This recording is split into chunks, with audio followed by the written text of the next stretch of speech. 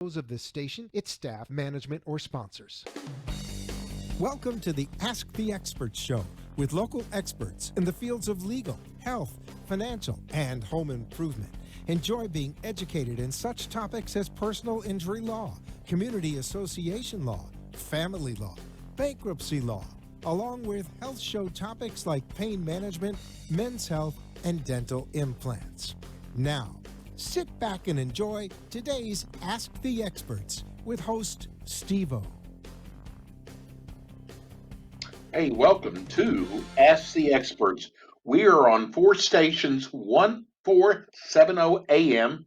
We're on 95.3 FM, 96.9 FM, and 103.9 FM. And today, as we always do, we put out on social media who the experts who are going to be coming on today. And I've got to tell you, we broke a record.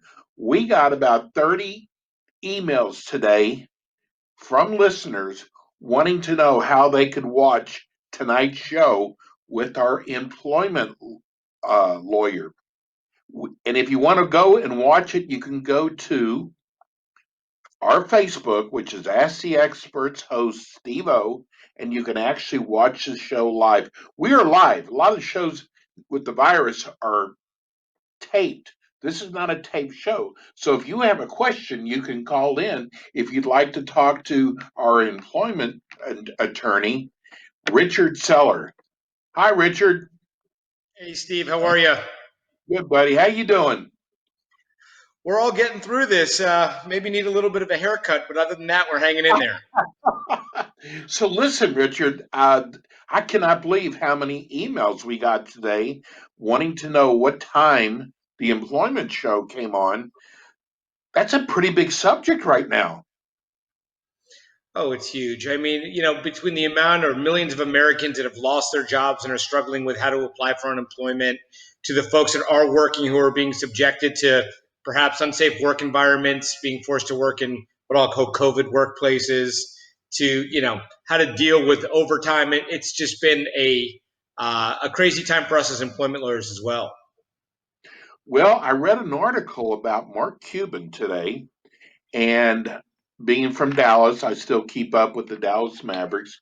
He actually hired some shoppers to go to restaurants because they opened up the restaurants today, and he said 80% of the restaurants had well above the 25% mark, and that a lot of servers were not using masks or gloves. And I know, man, I hate to be a tattletale. Guess we'll call it a whistleblower, but that's dangerous. Oh, it's insane. Look, I try to be in the middle in terms of am I overreacting or am I underreacting? But I can't tell you. I went to pick up some food for Mother's Day yesterday. I went to a restaurant we had ordered in advance. I'm double masked. I mean, I'm wearing sunglasses, but there's folks that are standing in line less than 6 feet apart, no masks. And you know what it is? I understand the point about civil liberties and you should choose to wear. You should be able to choose a mask, but we're all trying to get back to work. So I think, Right. without upsetting anybody, we all just got to do our part. Yes, it's an inconvenience. I'm a surfer, man. I haven't been to the beach in 2 months.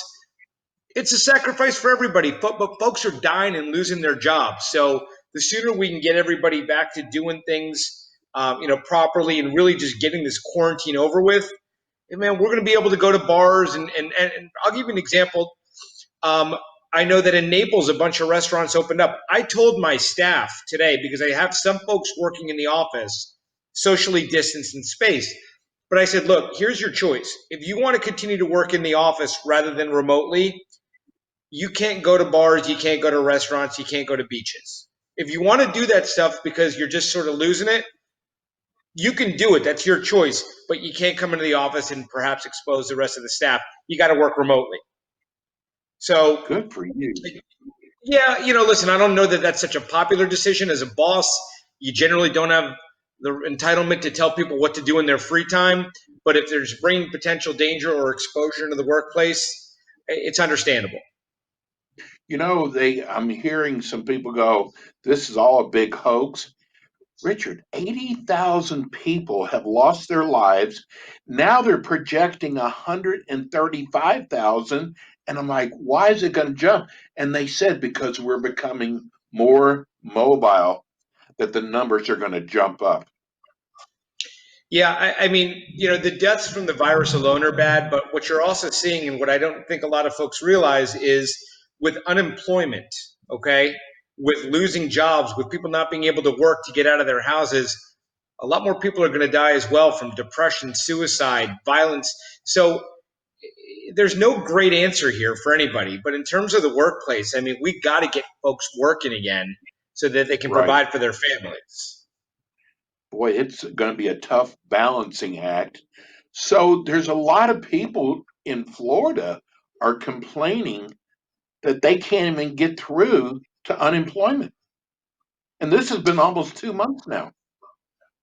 It's an unmitigated disaster. One of my colleagues has actually filed a lawsuit against the state of Florida and Governor DeSantis for the failure of the unemployment system to work. It is amazing to me that the Florida state government was not prepared for what was coming. But it's even worse that you've got folks who I will refer to as low hourly wage workers, and I don't mean that in an insulting way, but living paycheck to paycheck, who can't get the very unemployment they need for things we all take for granted. I'm talking about groceries to eat. I'm talking about being able to provide, for electricity or running water, and they can't get in. It's gotten a little bit better over the last week or two, but it's still what I'll refer to as an unmitigated disaster and a disservice to the workers and residents of the state of Florida. I heard the governor bragging how they've got this down now. They've got new equipment in. They have people working 24/7. But all I hear about is people can't even get through still. And it's been 2 months. And what does it take? 3 weeks to get a check? Yeah, I'll tell you what I've recommended, and we do a YouTube channel as well where I do video blurbs, and I've been doing them sporadically during the virus. My best tip I can tell folks if they're trying to get unemployment is call or go on at weird times, like 2 in the morning, when traffic is Ah, reduced. Now, nobody wants to wake up at 2 in the morning and jump on the computer, but we've found success with our clients going on at odd times to do that. can the state actually run out of money for this? I don't think so. No, just like Okay. the But federal they have government it. came in. Okay. You know what? Tell everybody. I mean, you're an employment attorney. Sure. There's people out there don't understand what you do, and there's a lot of areas that you cover. Oh, absolutely. So, just a quick about me. I spent the first quarter of my career working for the evil empire. And by that, I mean the biggest corporations in America, representing the companies against employees pursuing claims for all sorts of things: pregnancy discrimination, race discrimination, religious discrimination, disability discrimination. The companies were stealing overtime wages from their employees. And the companies have all the power and the knowledge, okay? But the employees had one hand behind their back, first of all, with the amount of lawyers that were representing them who didn't know what they were doing. And I remember I had an epiphany. We'd gone to trial, we'd won a case on the defense side against this poor lady. And I said, I can't do this anymore. I got to start representing the people. First of all, the lawyers were terrible that were doing it. So I knew I could do it better than them. So for the past But they 15 had years, deep I've been. pockets, though. But they had deep pockets, though. They did. And that's the thing. A lot of these companies hope that they're going to get an employee or a lawyer on the other side who can't stay in it for the long game and they'll bleed you out. But what's great about our practice, and we referenced it during the last show, is we're a contingency law firm, which means we only take a case and we only get paid if we win for the client. So the client's not getting bled out. That's removed from the equation that the client's paying a lawyer to fight a Walmart, if you will, because we're taking on the risk with them. So we have sort of our model works for us. There's a lot of law firms that will charge by the hour to represent employees. Exactly. You're one of the few that doesn't. We don't do that. We don't believe in it. I'd rather lose money and fight the fight than take money from somebody who just lost their job knowing that they're spending money to take on a losing cause. So, and I know you also represent whistleblowers. So, if somebody sees something wrong, first thing that occurs is, could I lose my job for this if I squeal? And you represent It's people like this. Yeah, it's actually a really big part of our practice where, the old airport expression after 9/11 was if you see something, say something, right? So we operate from that same model in the workplace. There's so many corrupt employers out there that are defrauding the public. We see auto dealerships adding charges to, car purchases that the customer doesn't know of. We see hospitals where they're charging a patient for drugs they're not administering. We see over the road drivers who have regulations on the number of hours they can work, having their company say, drive longer, don't put it in your logbooks. And these people come forward not just to protect themselves, but others. They're heroes.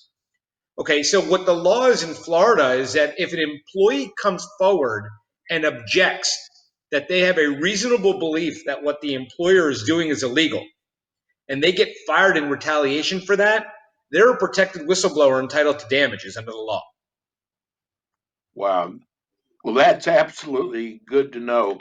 So, if someone has, and I want to say this, you cover all of South Florida, actually, probably cover all Florida because usually it's a federal offense.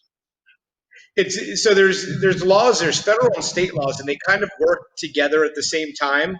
But our firm is statewide. Our main office is in Davie, Florida, but we handle claims throughout the entire state because employment law lends itself to the fact of being able to do a lot of things electronically or doing depositions if you need to by telephone, where you don't have to be in person. And both sides use technology a lot.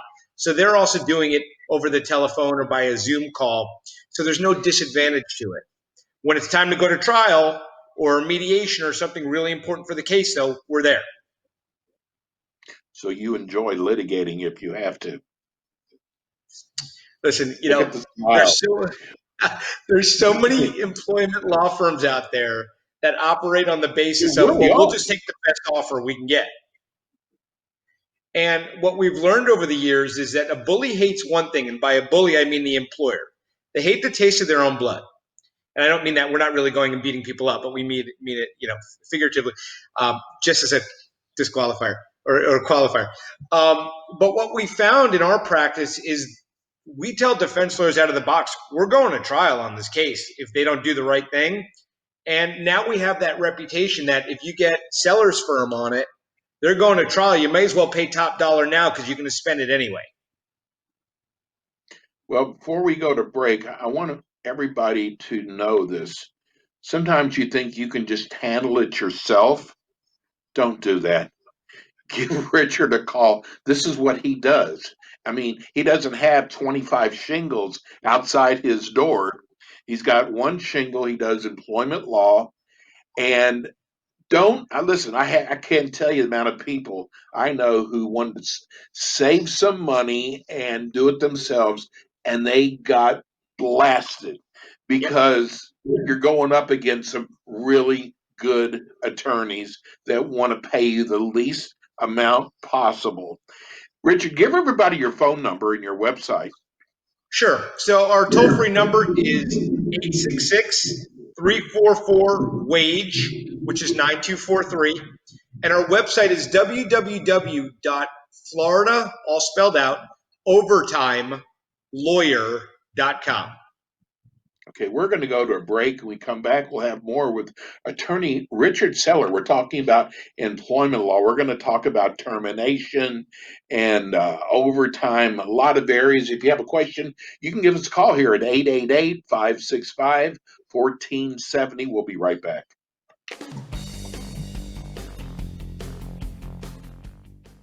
For the past 20 years, attorney Richard Seller, the managing partner and founder of Seller Legal, has focused his practice exclusively on labor and employment law. During his career, Richard has covered either by settlement or verdict over $100 million in damages for workers around the United States in cases involving overtime minimum wages, unpaid commissions, breach of contract, race discrimination, sex and pregnancy discrimination, and sexual harassment, and all other employment discrimination types of cases involving employees against employers. If you feel like your employer has violated your rights, contact Richard Seller Legal at 954-903-7475 for a free evaluation of your claims, or visit www.floridaovertimelawyer.com to fill out an evaluation form and receive a free copy of Richard's book, The Employee's Survival Guide to Wrongful Termination in Florida, or watch Richard Seller's legal YouTube channel for video guides on how to navigate a claim for wrongful termination.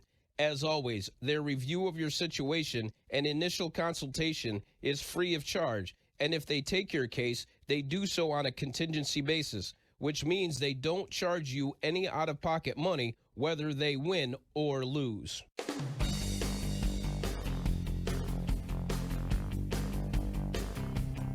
And we are back. This is the Ask the Expert show. We're on every Monday and Thursday from 6 to 7 with South Florida's finest attorneys, doctors, home improvement, and financial experts.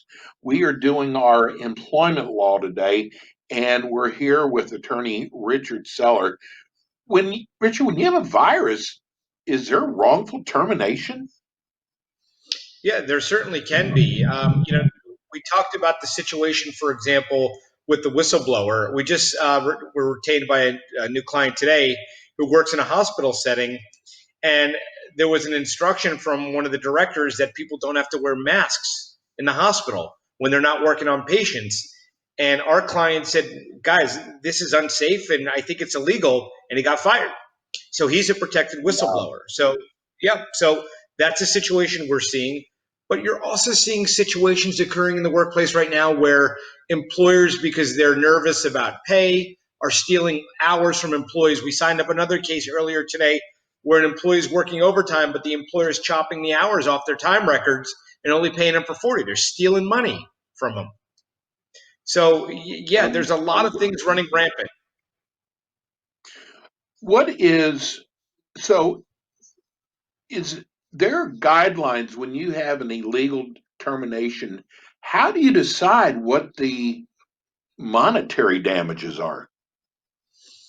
So every situation is different, but the general baseline is as follows. What we say to a client, your damages, because everybody always says, what's my case worth? And the clever answer I always give is your case is worth as much as you're willing to pay or a jury awards.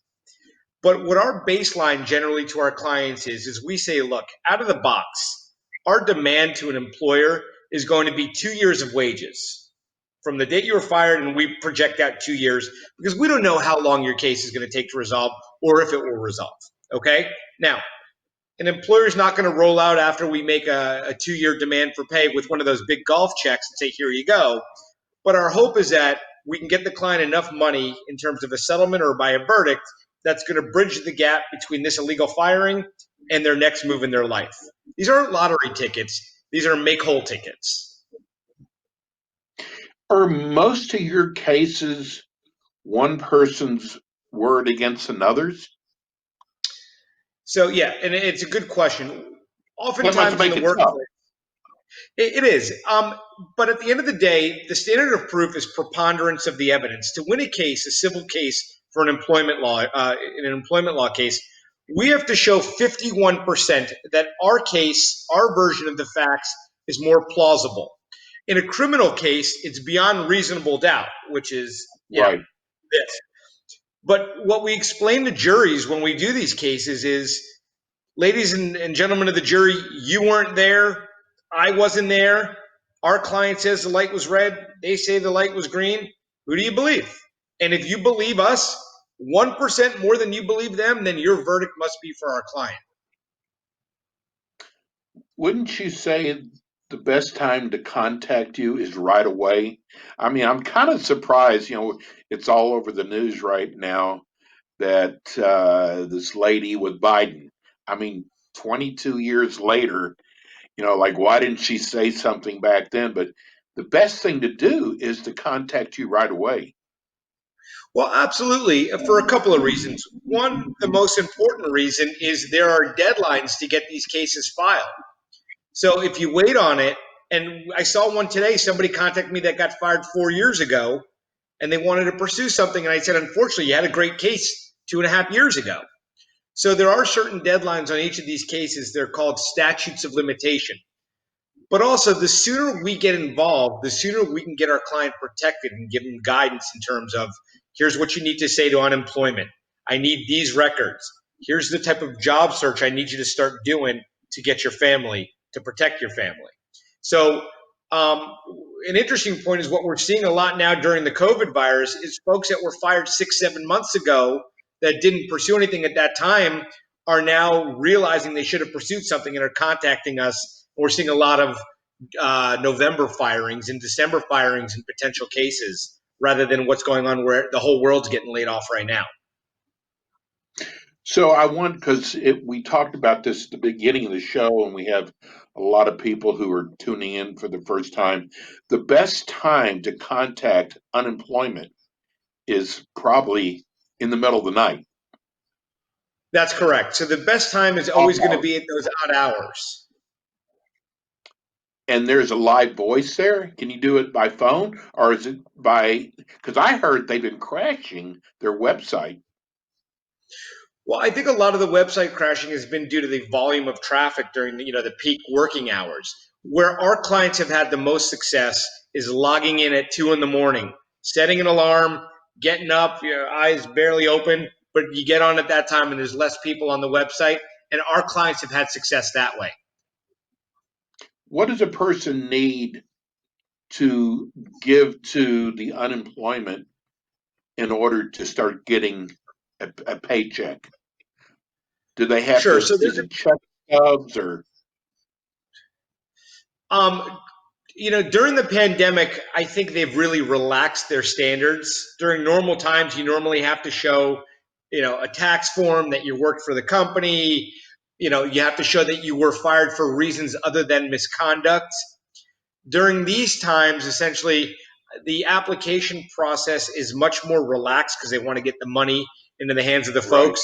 And if folks have been dishonest, I presume the government will try to claw the money back at some point down the road. But the goal here is to get it to everybody.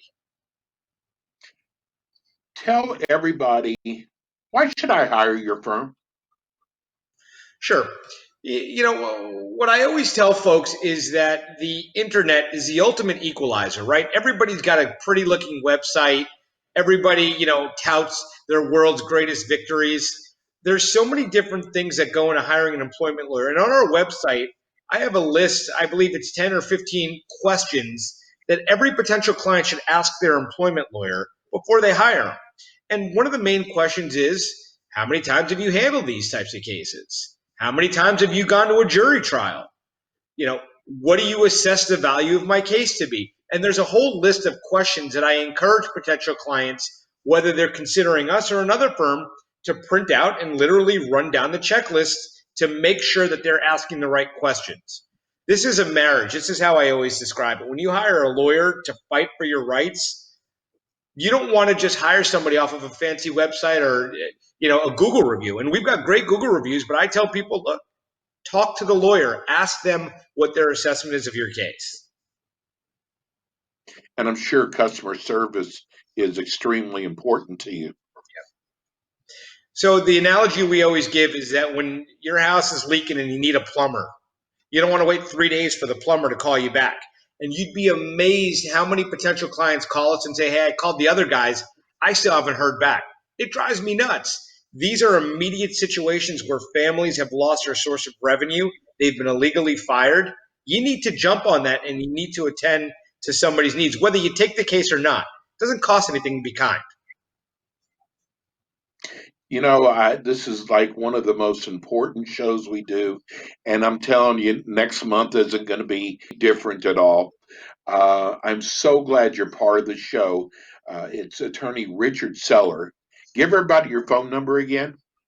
Sure. Our toll free is 866-344-9243, which is wage, if you want to use the clever Great four phone last number. letters. And our website is www.floridaovertimelawyer.com. Well, I only had about 2,000 more questions, but you broke our record for the most emails, which I kind of figured would happen. You're the best. Richard Seller, attorney Richard Seller. He'll be back with us again next month. Richard, thank you so much. Thanks, guys. Everybody stay safe out there. We're going to go to break. We've got Marlon Weiner.